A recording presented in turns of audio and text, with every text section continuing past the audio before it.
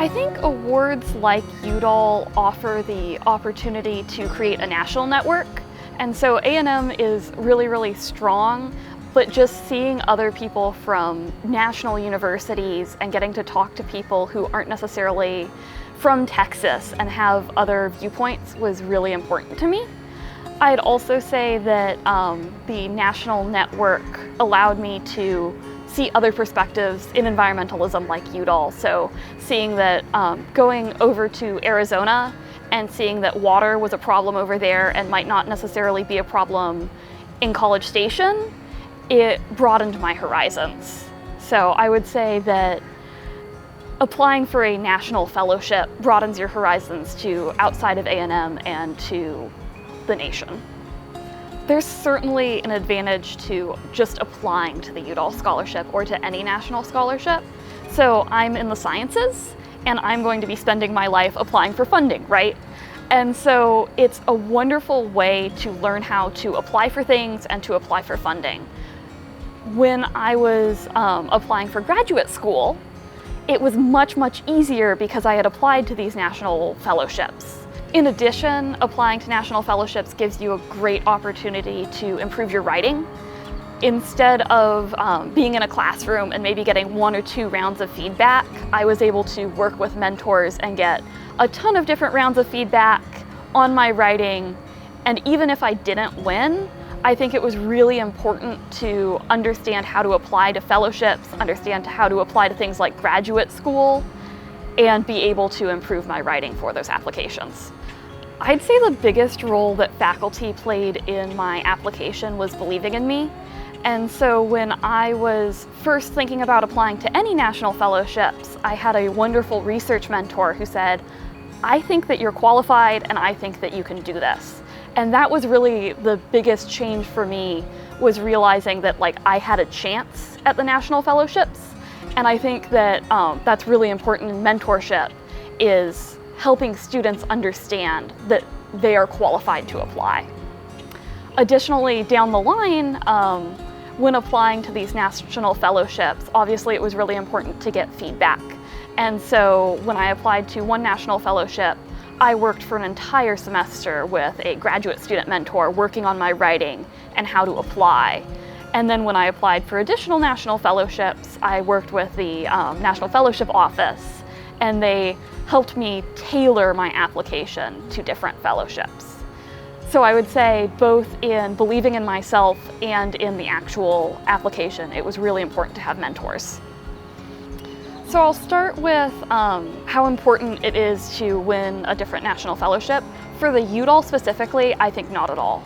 I met tons of different Udall scholars at the Udall orientation, and very many of them had never won anything else. I think the Udall is a little bit unique in that it's aimed towards people who might not have won other awards yet, and it's much more broad, right? So their idea of environmentalism can be a lot of community stuff, it can be research, it can be stuff like that, but it's not necessarily having to have won past awards. That being said, I did win the Goldwater Scholarship about at the same time as the Udall. And I think the application process for applying to the Goldwater helped me apply to the Udall. Once you apply to one national fellowship, it is much easier to develop an application for other national fellowships because a lot of them hit on the same points. So I would suggest, if you're thinking of applying to one national fellowship, maybe consider applying to multiple. For the Udall Scholarship specifically, I wish I had known that the application requirements are a lot more broad than what you might read on the website. So I saw you should be involved in environmentalism, and I thought, well, maybe I can kind of spin my research because I do a lot of environmental research and not necessarily policy. But I think for a lot of these scholarships, they're looking for passion and they're looking for potential. And so me being very involved in the research side, they saw how easily that could pivot to policy and how intertwined environmentalism is with policy. So I think the thing that I would have wanted to know before applying that other people might not know is even if you don't meet the specific requirements for a scholarship, still reach out and still see if you might qualify. I think the application process made me realize how intertwined research was with environmentalism. So I personally do a lot of work in bioconversion, so recycling like waste streams and stuff like that and putting it back into agriculture. And I think that was really important for environmentalism, but more broadly I had seen environmentalism as policy and protecting public spaces and things like that. And so it kind of made me think more about how intertwined my research was with the goals of the Udall Foundation. Additionally, the Udall Foundation has kind of a mantra, which is civility, integrity, consensus. And so it was great to be able to intertwine what they believed in with my own research, because it made me think about how to reach environmentalist goals, we have to use civility, integrity, and consensus. And we have to talk to all of the stakeholders, including like the scientists that I know and the agriculture industry, which I know. So I balance showcasing what I've achieved and showing humility by kind of giving the background for why I did all of these different achievements. So I kind of interweave why I did things with how I got there. So instead of saying like I pursued this achievement for this achievement, I instead kind of talk about the results of that achievement and why I was going through it. So why did I work at a community garden? Because I wanted to feed people. And that kind of led to a whole bunch of different things in leadership and stuff like that, but the core of that was wanting to feed people. So in these scholarships, they kind of want to know where you came from and where you're going. And it's a lot easier to do that and showcase that humility when you're talking about the why instead of the what.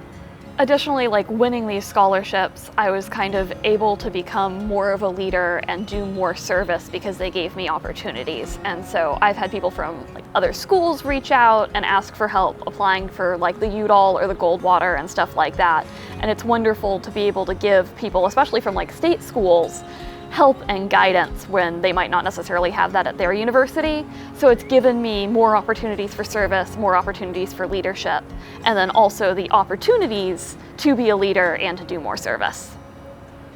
So I think I'll give kind of an unusual piece of advice, and that is the best time to apply for these scholarships is early. The second best time is as soon as you learn about them.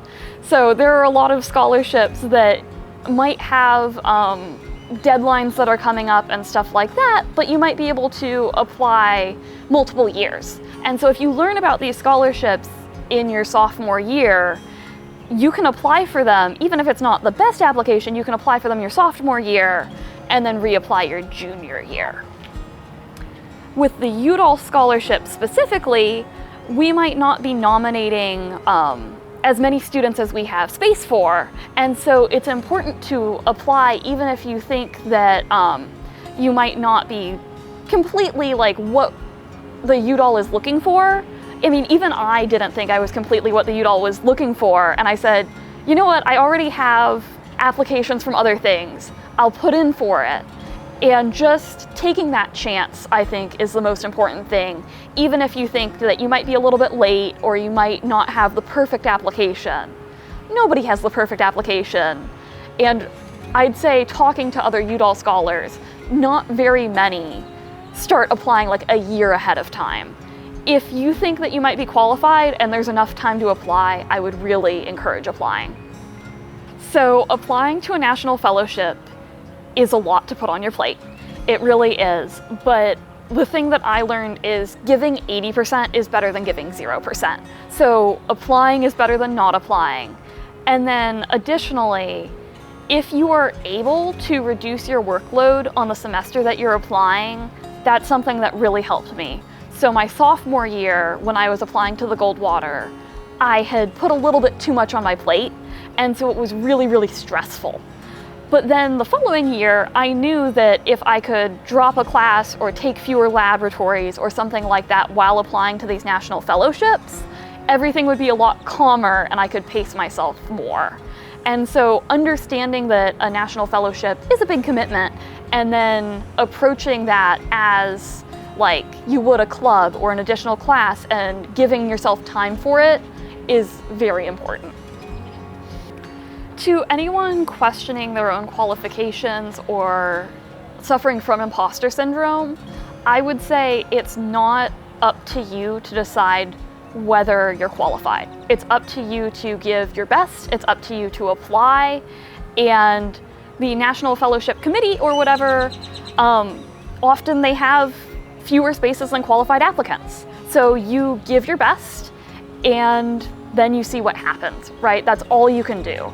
And so if you're suffering from imposter syndrome, it can be really hard to think of yourself as qualified. And so the way I approached it was, this is going to be a fabulous experience for learning, for improving my writing, and for basically giving myself a chance to apply before applying to graduate school. And so anything that happens after that is just a bonus on top. So focusing on applying and improving your skills, I think, is a good way to overcome that imposter syndrome. And certainly, if you apply and get it, I think that has helped me overcome imposter syndrome. When I was talking to other Udall scholars, because they do a 3-day orientation where you get to meet everybody, I don't know how many of us thought we were going to get it. I was talking to all of them and they were like, I mean, I applied as something to do, as something to improve things. I didn't think I was going to get this. And these are fabulously qualified people. These are people who are like publishing papers or working in community gardens, feeding their communities.